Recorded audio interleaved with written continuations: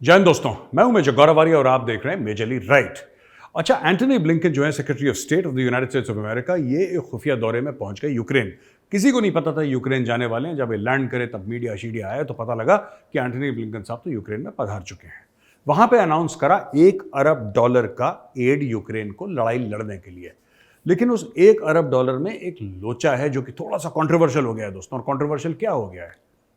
विवाद किस चीज पे छड़ा है कि वो जो शेल्स दे रहे हैं 120 के, देखिए उनके टैंक्स हैं M1A1 एब्राम्स, दुनिया के बेहतरीन टैंक्स में से शामिल है वो M1A1। और वो अमेरिका का टैंक है और उसने इराक में लड़ाई देखी, उसने अफगानिस्तान में लड़ाई देखी, उसने दुनिया भर मिडल ईस्ट में जहां पे भी अमेरिका लड़ता है M1 एब्राम्स उनका टैंक है, मेन बैटल टैंक है MBT, वो वहां पे जरूर जाता है। उसकी मेन गन के लिए जो शेल्स दे रहा है अमेरिका, अच्छा M1A1 आएगा, अभी आया नहीं है वहां पे, वो by the end of this year वहां पे यूक्रेन में लैंड करेगा। और लोग कहते हैं गेम चेंजर होगा ये। रशिया के पास ऐसा कुछ भी नहीं है। उसमें जो गन है 120 उसके लिए डिप्लीटेड यूरेनियम के शेल्स वो इस्तेमाल करे गए हैं। और इसमें रशिया ने ऑब्जेक्शन करा है कि बॉस ये गलत चीज कर रहे हो तुम लोग। डिप्लीटेड यूरेनियम क्या होता है? जब न्यूक्लियर एनर्जी में उसको यूरेनियम को इस्तेमाल करा जाता है दोस्तों, तो मैक्सिमम उसके अंदर से जो निकालना होता है निकाल लेते हैं। उसके बाद जो बचा कुचा है उसको कहते हैं डिप्लीटेड। वो डिप्लीटेड यूरेनियम है, वो बहुत डेंस होती है, यानी कि बहुत ज़्यादा डेंस होती है। उसका जो मास होता है वो बहुत डेंस होता है। तो जब वो शेल के आगे लगता है तो शेल के आगे वो पेनिट्रेट आराम से कर जाता है आर्मर को। उसकी आर्मर पेनिट्रेटिंग कैपेबिलिटीज बहुत ज़्यादा बढ़ जाती हैं और अंदर जाके जब वो एक्सप्लोड करता है तो वो आग भी लगा देता है बहुत ज़्यादा। लेकिन लोग कहते हैं उससे कैंसर भी होता है, क्योंकि है तो रेडियो एक्टिव। चाहे उसमें रेडियो एक्टिविटी बहुत कम हो, लेकिन उससे कैंसर होता है, रेडियो एक्टिव इलनेस होती है, बहुत सारी चीज़ें हैं। तो ह्यूमन राइट्स की ऑर्गेनाइजेशंस भी मना करती हैं कि डिप्लीटेड यूरेनियम शेल्स आप इस्तेमाल ना करें, लेकिन अमेरिका यूक्रेन को दे रहा है। तो अब इसमें दो चीज़ें हैं।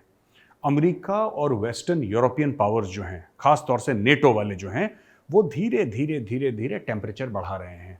आपने पहले javelin anti tank missile system दिए जिससे रशिया को बहुत नुकसान हुआ। फिर आपने उनको अपने स्पेशल फोर्सेस वाले सिविलियन ड्रेस में भेजे।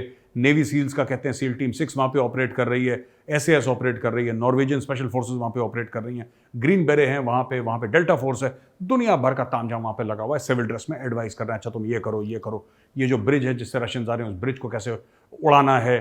टिपिकल SF टाइप के जो स्पेशल फोर्सेस टाइप के ऑपरेशंस हैं वो अमेरिका और यूरोपियन कंट्रीज सप्लाई कर रहे हैं मैन पावर वहां पे, जो कि सिविलियन ड्रेस में जा रहे हैं, कर रहे हैं। लेकिन अभी तक सोल्जर्स नहीं दिए ग्राउंड पे लड़ने के लिए, जो वर्दी पहन के हथियार लेके प्रॉपर इन्फेंट्री सोल्जर्स, या ऐसा कोई टैंक, इन्होंने टैंक का क्रू नहीं दिया लड़ने के लिए। तो ये टैंक जरूर दे रहे हैं लेकिन मैन पावर नहीं दे रहे हैं। ठीक है दोस्तों, अब इसमें खतरे की बात क्या है?